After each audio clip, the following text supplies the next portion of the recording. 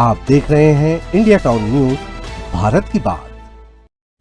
नमस्कार, स्वागत है आपका हमारे खास बुलेटिन खबरें राजनांदगांव में और मैं हूं आपके साथ सुरभि शुक्ला। बुलेटिन में जाने से पहले आइए एक नजर डालते हैं आज की हेडलाइंस पर। गैस किल्लत दूर करने हाई लेवल मीटिंग, सर्वर समस्या ठीक करने के निर्देश, उपभोक्ताओं को जल्द मिलेगी नजाकत।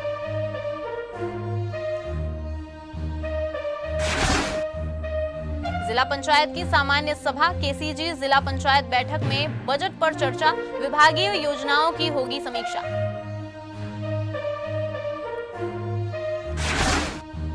थाना परिसर में मनाया गया थाना दिवस, पुलिस और जनता में बढ़ा संवाद, महत्वपूर्ण विषयों पर दी गई जानकारी।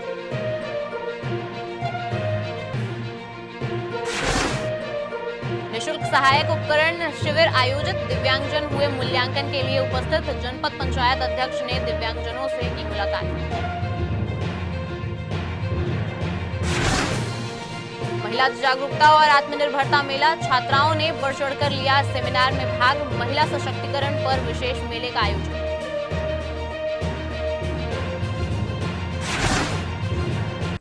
तो चलिए अब खबरों की शुरुआत करते हैं। आंगनवाड़ी सहायिकाओं ने आज अपनी मांगों को लेकर सरकार के खिलाफ जोरदार प्रदर्शन किया। कार्यकर्ताओं ने राजनांदगांव कलेक्ट्रेट के सामने नारेबाजी कर अपनी नाराजगी व्यक्त की।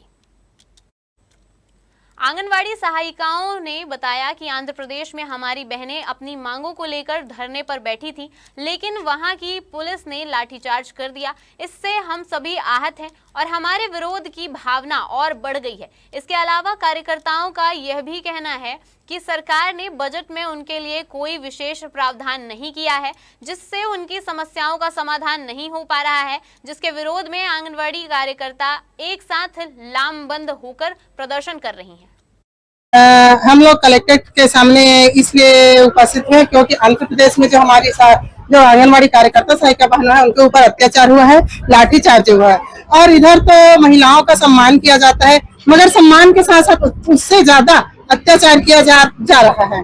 सरकार को इतना भी ये होना चाहिए, विचार में उनके आना चाहिए कि आंगनबाड़ी कार्यकर्ता न्यू है, मगर न्यू ना समझते उन्हीं के ऊपर अत्याचार किया जा रहा है। अभी देखो आज 15 तारीख हो गया, हम लोग का मानदेय आया नहीं है और मानदेय नहीं बढ़ाए हैं और ना ही बजट में हम लोग को 1 रुपया पैसा दिया है। छुरियानगर के सामुदायिक भवन जनपद पंचायत में समाज कल्याण विभाग द्वारा दिव्यांगजनों के लिए निःशुल्क सहायक उपकरण मूल्यांकन शिविर का आयोजन किया गया। इस शिविर में छुरिया ब्लॉक के दिव्यांगजन अपने अपने आवश्यक उपकरणों के मूल्यांकन के लिए पहुंचे थे।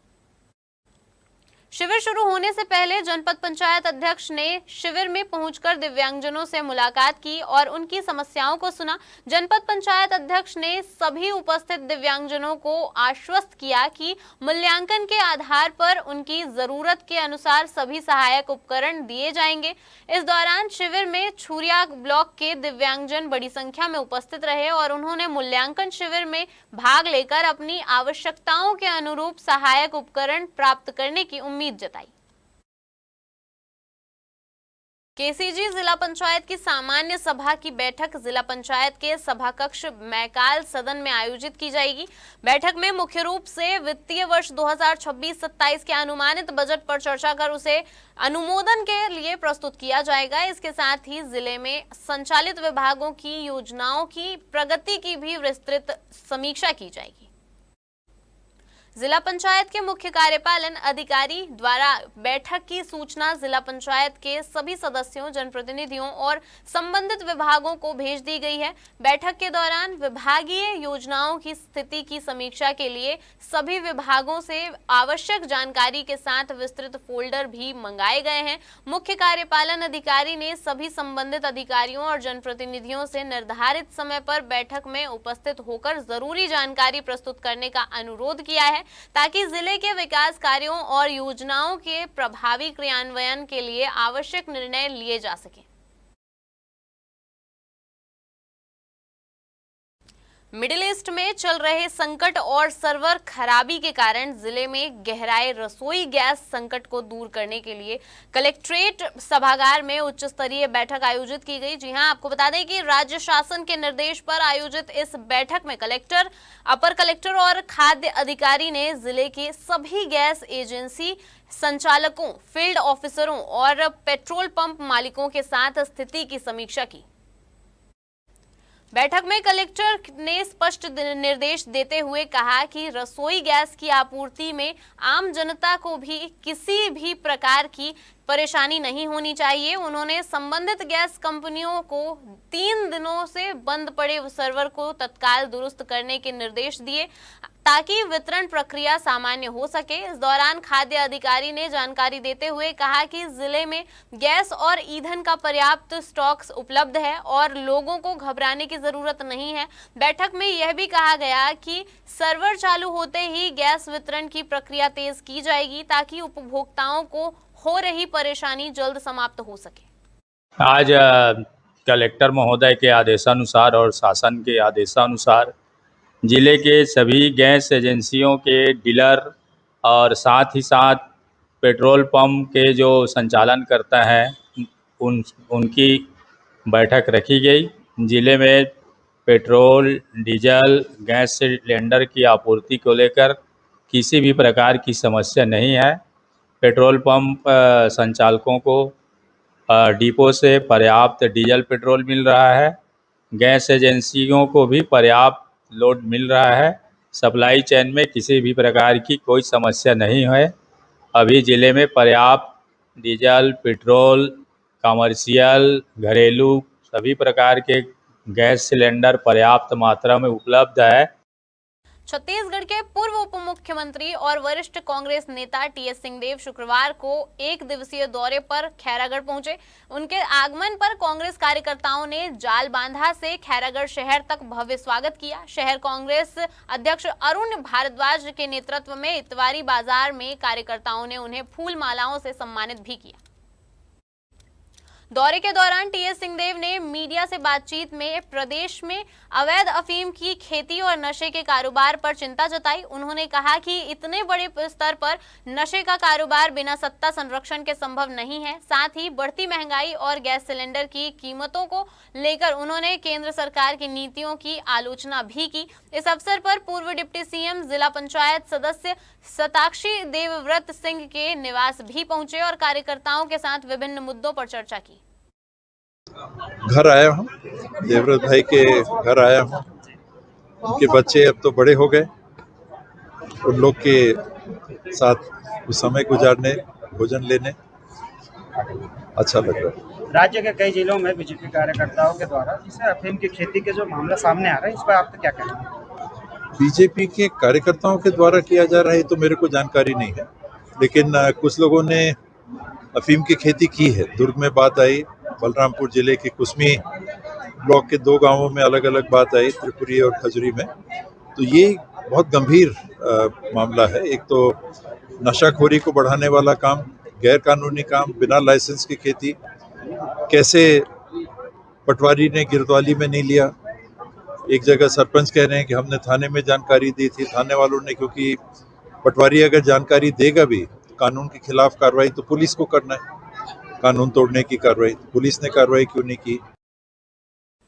साल्हेवारा पुलिस थाना में बड़े ही उत्साह और गरिमामय माहौल में थाना दिवस कार्यक्रम का आयोजन किया गया। इस अवसर पर जिले के पुलिस अधीक्षक और पुलिस महानिरीक्षक बालाजी राव की विशेष उपस्थिति रही। कार्यक्रम के दौरान पुलिस अधिकारियों ने उपस्थित नागरिकों को अपराध, कानून व्यवस्था और सुरक्षा से जुड़े महत्वपूर्ण विषयों पर जानकारी दी। थाना दिवस में बड़ी संख्या में स्थानीय नागरिक, जनप्रतिनिधि और गणमान्य नागरिक उपस्थित रहे। लोगों ने अपनी समस्याएं और सुझाव अधिकारियों के सामने रखे, जिन पर पुलिस अधिकारियों ने गंभीरता से सुनवाई करते हुए उचित कार्रवाई का आश्वासन दिया। इस दौरान पुलिस अधीक्षक ने कहा कि थाना दिवस का मुख्य उद्देश्य पुलिस और आम जनता के बीच बेहतर संवाद स्थापित करना है, जिससे कानून व्यवस्था और मजबूत हो सके। उन्होंने लोगों से अपराध की जानकारी तुरंत पुलिस को देने और समाज में शांति बनाए रखने में सहयोग करने की अपील की। वक्त हो चुका है एक छोटे से ब्रेक का। बने रहिए इंडिया टाउन न्यूज के साथ। कभी कभी चेहरे का छुपा दर्द दुनिया नहीं देख पाती है। दाग, मुहासे, झाइयाँ सब आपके आत्मविश्वास को कम कर देता है, पर अब नहीं, क्योंकि Rukhsana glow and fair face pack जो दे आपकी स्किन को वो प्यार जो सिर्फ प्रकृति दे सकती है। हर लेयर को साफ करे, हर दाग को करे हल्का और आपकी मुस्कान फिर से लौटाए। Because you deserve to glow naturally. Rukhsana herbal beauty product Amazon, Meesho और फ्लिपकार्ट में भी उपलब्ध। राजनांदगांव जिले के डोंगरगढ़ जनपद पंचायत के सदस्यों ने आज जिला कलेक्टर से मुलाकात कर अविश्वास प्रस्ताव को वापस लेने की मांग की। जानकारी के अनुसार 2 दिन पहले डोंगरगढ़ जनपद पंचायत के कुछ सदस्यों द्वारा अध्यक्ष और उपाध्यक्ष के खिलाफ अविश्वास प्रस्ताव लाया गया था, जिसके संबंध में ज्ञापन भी सौंपा गया था। इस मामले को लेकर तत्काल जिला अध्यक्ष ने हस्तक्षेप करते हुए सदस्यों की समस्याएं सुनी। इसके बाद आज जिला अध्यक्ष के नेतृत्व में सभी जनपद सदस्य कलेक्टर कार्यालय पहुंचे। यहां उन्होंने जिला कलेक्टर को ज्ञापन सौंपते हुए पहले दिए गए अविश्वास प्रस्ताव को जल्द से जल्द वापस लेने की मांग की। सदस्यों का कहना है कि जनपद पंचायत में आपसी सहमति और विकास कार्यों को ध्यान में रखते हुए यह कदम उठाया गया है। उन्होंने प्रशासन से मांग की है कि स्थिति को देखते हुए अविश्वास प्रस्ताव को वापस लेने की प्रक्रिया जल्द पूरी की जाए।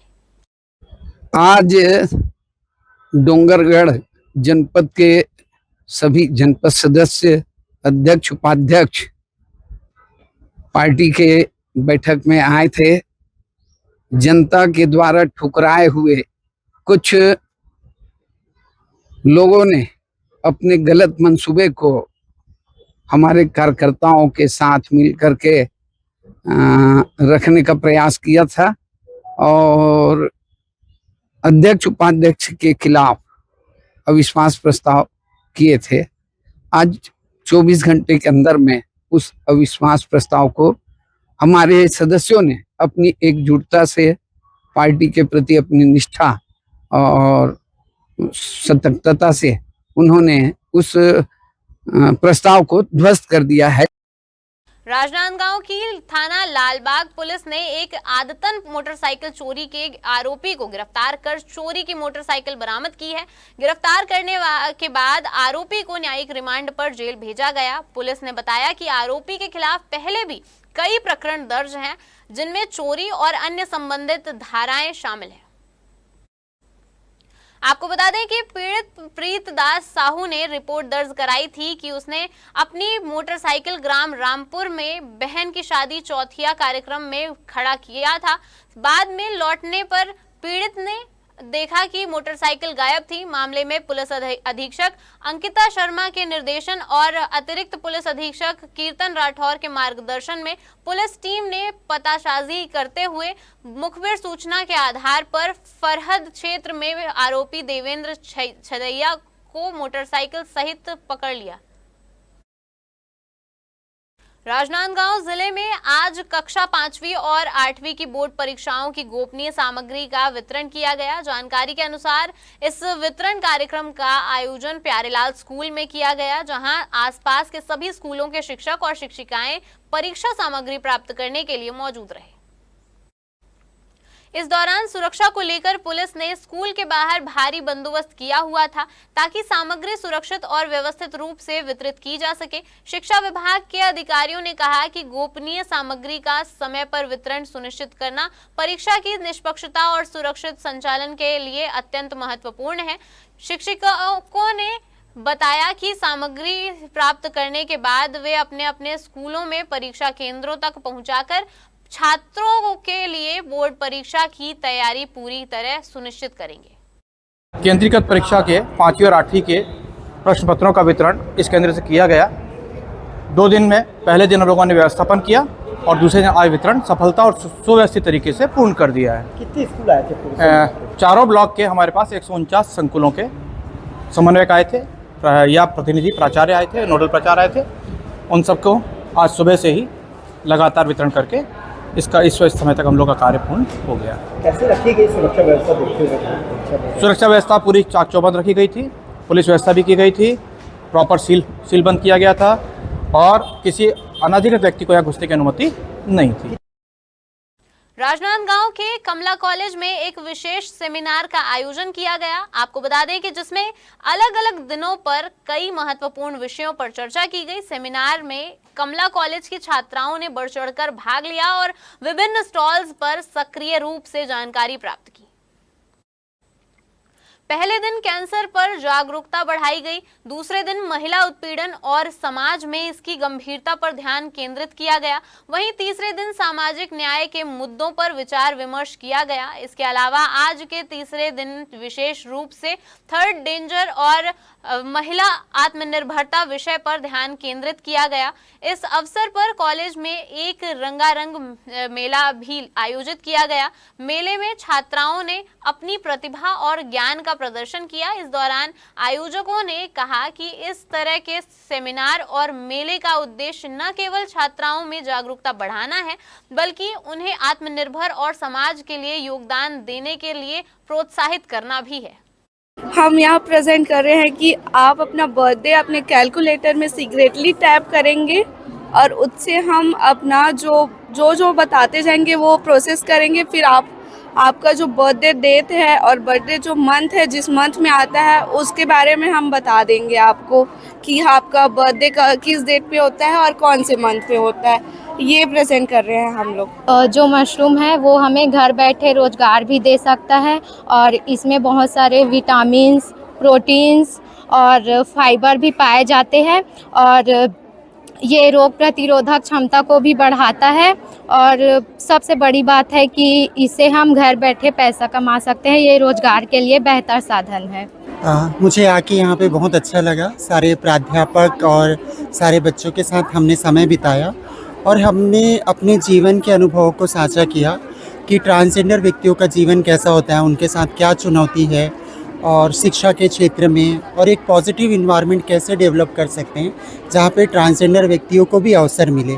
तो ये सारा कार्यक्रम जो है वो कॉलेज ने ऑर्गेनाइज़ किया था और हमें यहाँ आके बहुत अच्छा लगा और मुझे ऐसा लगता है कि आज के सेशन के बाद ट्रांसजेंडर व्यक्तियों के लिए सकारात्मक सोच है वो बढ़ेगी।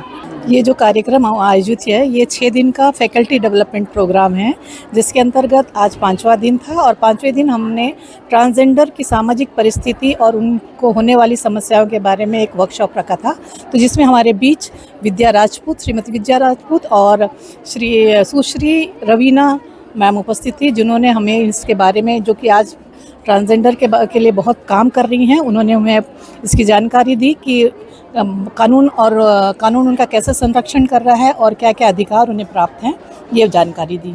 जी, ये बहुत हर्ष का विषय है कि रूसा 2.0 की प्रिपरेटरी ग्रांट हमको शासन से मिली, उच्च शिक्षा विभाग से, जिसके अंतर्गत हम 2 कार्यक्रम कर रहे हैं। एक सिमुलेशन पे ट्रेनिंग वर्कशॉप है जो आईसीटी इंटीग्रेशन के लिए बच्चों को सिमुलेशन वर्क सिखाने के लिए ज़रूरी है।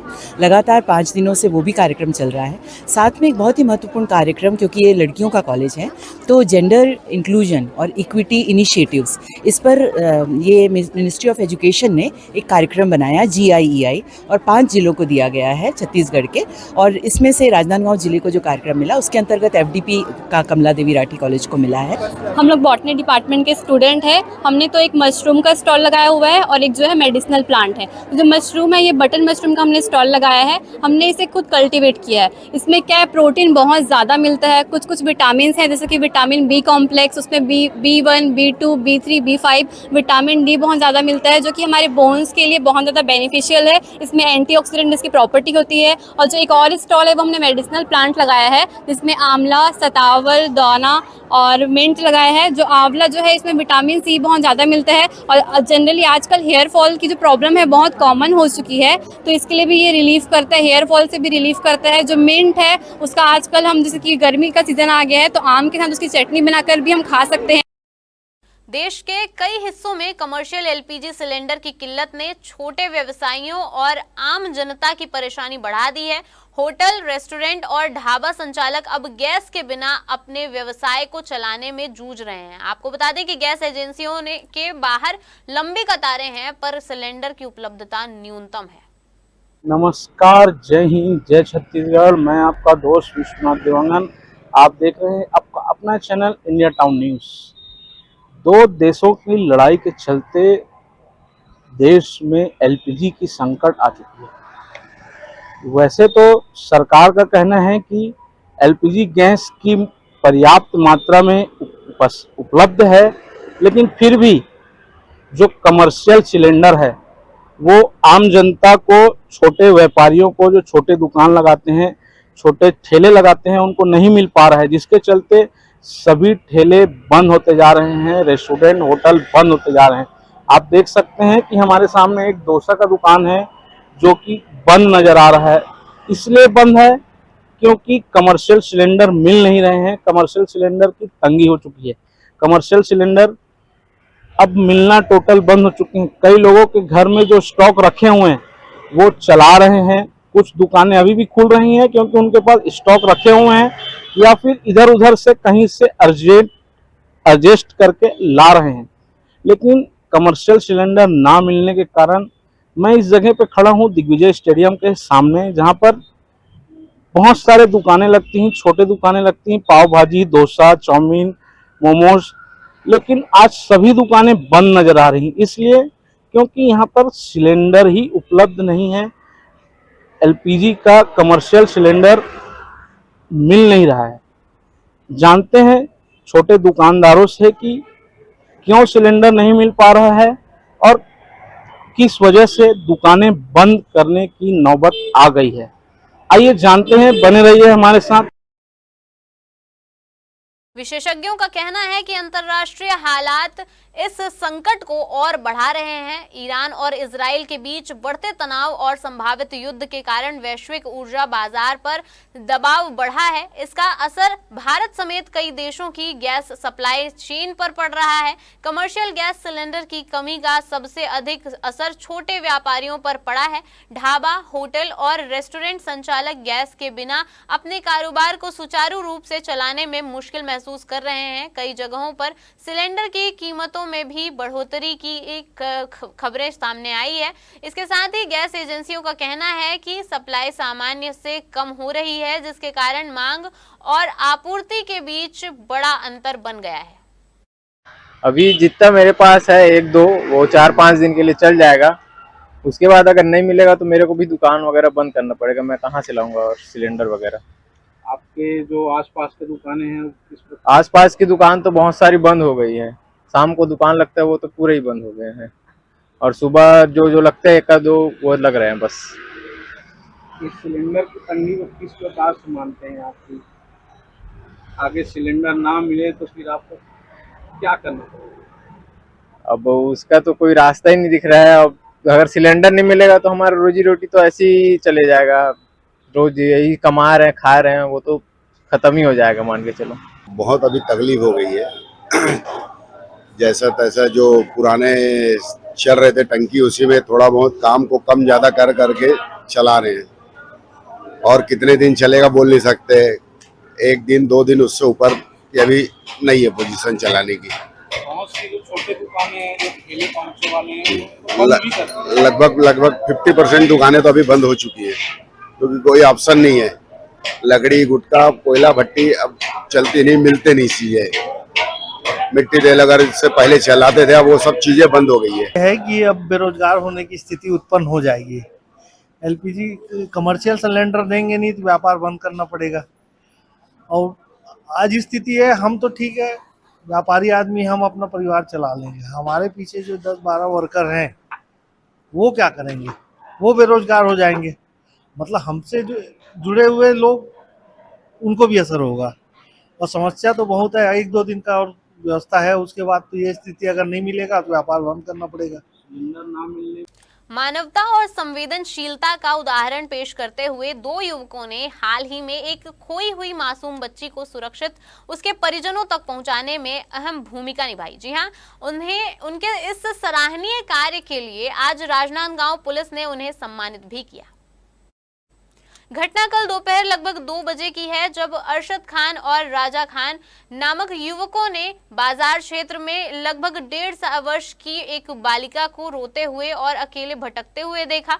दोनों युवकों ने तुरंत मानवीय संवेदनशीलता दिखाते हुए बच्ची को अपने साथ लिया, उसे शांत कराया और उसकी सुरक्षा का पूरा ध्यान रखा। इसके बाद उन्होंने चिखली थाना में तैनात आरक्षक से जानकारी प्राप्त की और चाइल्ड हेल्पलाइन नंबर पर संपर्क कर बच्ची को विधिवत रूप से चाइल्ड वेलफेयर टीम के सुपुर्द किया। इस मानवतापूर्ण और सराहनीय कार्य के लिए पुलिस अधीक्षक अंकिता शर्मा और अतिरिक्त पुलिस अधीक्षक कीर्तन राठौर ने राजनांदगांव पुलिस की ओर से अरशद खान और राजा खान को सम्मानित कर पुरस्कृत किया।